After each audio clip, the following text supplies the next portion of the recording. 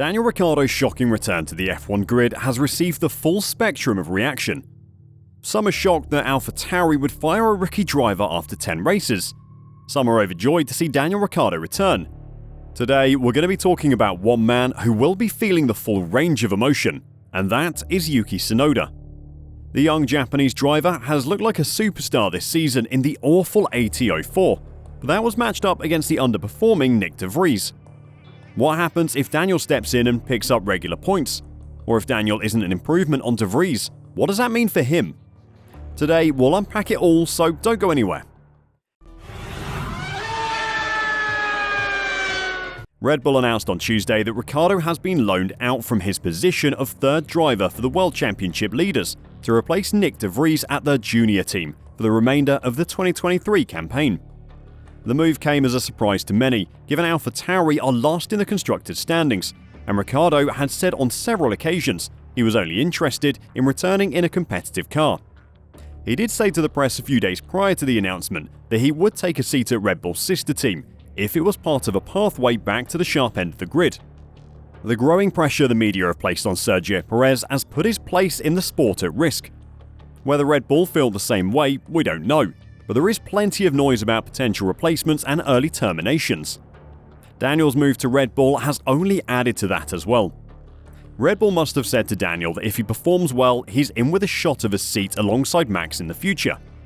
They might actually be using half a season at AlphaTauri to check his suitability, but the skeptic in me thinks they might not be expecting too much of him and just wanted to steady the ship at AlphaTauri and help make the team more competitive, which would align with the upper management's goal at Red Bull to have two teams that can really compete, instead of one that can and one that is just there to train young talent. Sky Sports' Martin Brundle was just as surprised as we were, saying, "I'm really pleased to see him back, but just my honest reaction was, wow, Daniel's going to do that, is he?" It surprised me. Daniel's always talked about he's lost his mojo and he needs to get his enthusiasm back, and so I didn't think he'd take that, unless there's another deal that goes with it.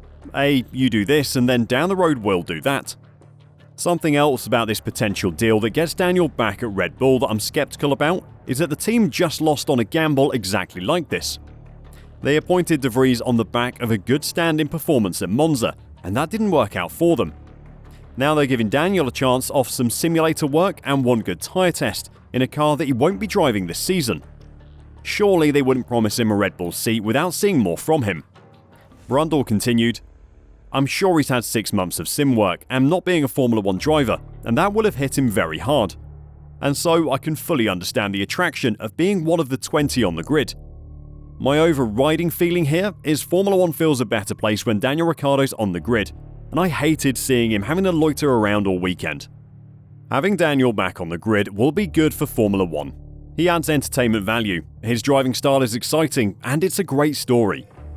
A guy released for having 2 terrible seasons, talks about his mental health really suffering, taking a break to sort himself out, and then coming back successfully. It's film script material, but will he actually be a success?"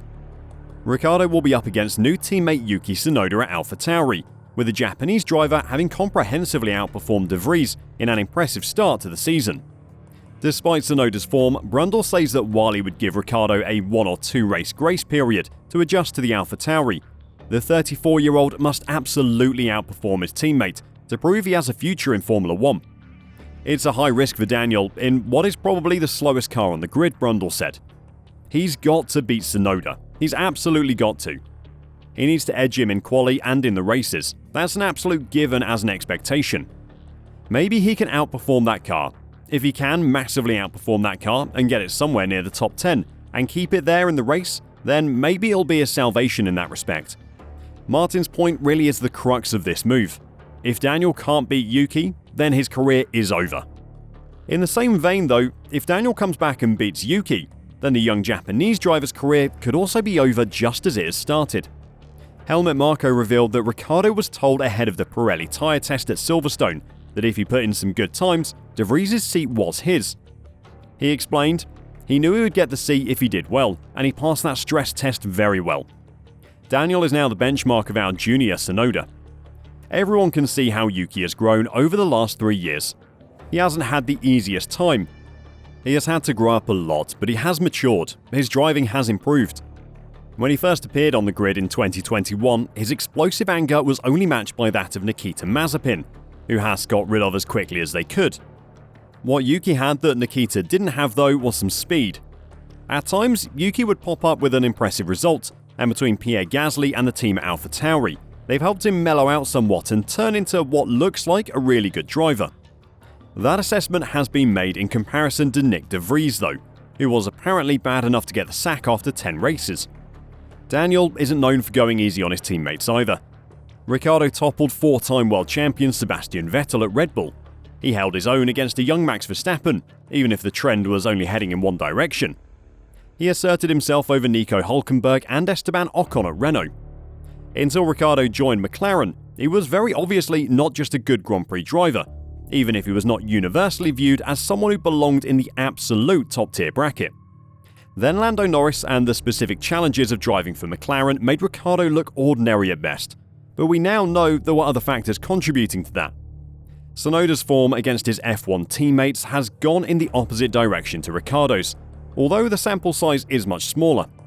2 seasons alongside Pierre Gasly went largely against the inexperienced young Honda protege until Tsunoda started to turn the tide late last year. This season, with Gasly gone and replaced by a full-time F1 rookie in Nyck De Vries, Tsunoda cemented his place as AlphaTauri's lead driver and showed that same strong late 2022 form on a consistent basis. Daniel is going to provide a level of competition that Yuki has never experienced before though. He is a proven race winner, a competitor at the highest level. Ricciardo might not be the same driver that was once touted as a future world champion, but he has to be considered as a step above Gasly. Likely some will dismiss a Tsunoda team victory if it happens as further evidence Ricciardo isn't the driver he once was. But the right people, the relevant people, the team bosses of the biggest teams, will know that beating Ricciardo is a more serious display of Tsunoda's progress and performance levels than beating his predecessor. Lose to Ricciardo though, and Tsunoda will lose the credit he's been building since late last year. Doubts about his ultimate potential and ability will return. Any chance of progressing within the Red Bull program will stall, and Honda and its 2026 partner Aston Martin might think twice about where Tsunoda could fit into the long-term picture too. A motivated and firing Ricciardo is an excellent benchmark for Tsunoda on track and off track, and if Ricciardo is at his best, he'll be difficult to beat. But if Tsunoda manages to do that, it will mean that much more. This is probably the most pivotal moment of both drivers' careers. Daniel is going to the worst possible team to re-find his mojo, but if he does, he could be on his way back to Red Bull next year. Yuki has a chance to show Formula One that he is the real deal, and deserves a chance at a team that can give him a regular chance at points finishes. The winner will have the chance to go on to new heights. The loser might find that this season is the last. Which way it will go is anyone's guess, but we can't wait to find out. Who do you think will win the Alpha Tauri teammate battle? And is it the end of the career of whoever loses? Let us know your thoughts in the comments down below, and until next time, drive safe and bye for now.